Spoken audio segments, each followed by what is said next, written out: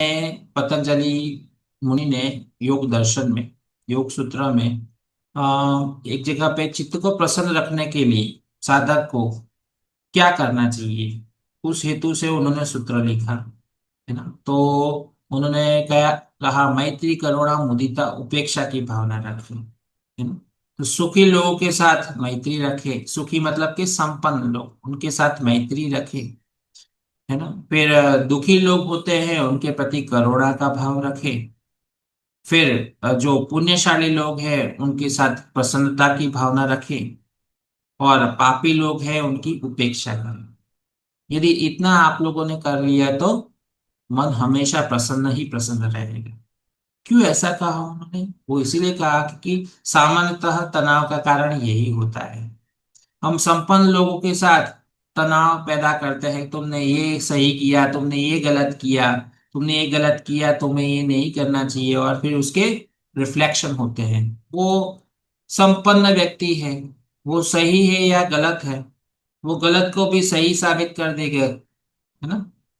और आप उसके लेवल पे नहीं हो, तनाव पैदा होगा। कोई दुखी व्यक्ति है, उसके दुख दूर तो कर नहीं पाओगे आप, तो दूर नहीं कर पाओगे तो आपके जीवन में तो दुख नहीं था पर आपने पैदा किया दुख। अरे मैं उसके दुख को दूर नहीं कर पा रहा हूँ, है ना। तो करुणा रखिए, जितना होता है उतना कीजिए, जैसे कि आप, फिर वो कहते हैं कि पुण्यशाली लोग, पुण्यशाली लोग जो होते हैं उनके प्रति प्रसन्नता का भाव रखें। तो कौन होते हैं पुण्यशाली लोग? जो निष्काम भावना से लोगों का भला करते हैं, जैसे माता पिता हो गए, गुरु हो गए, शिक्षक हो गए, है ना। फिर कुछ लोग दानी लोग होते हैं, है ना, लोगों का बस ऐसे ही चैरिटी का काम करते हैं, भला काम करते हैं।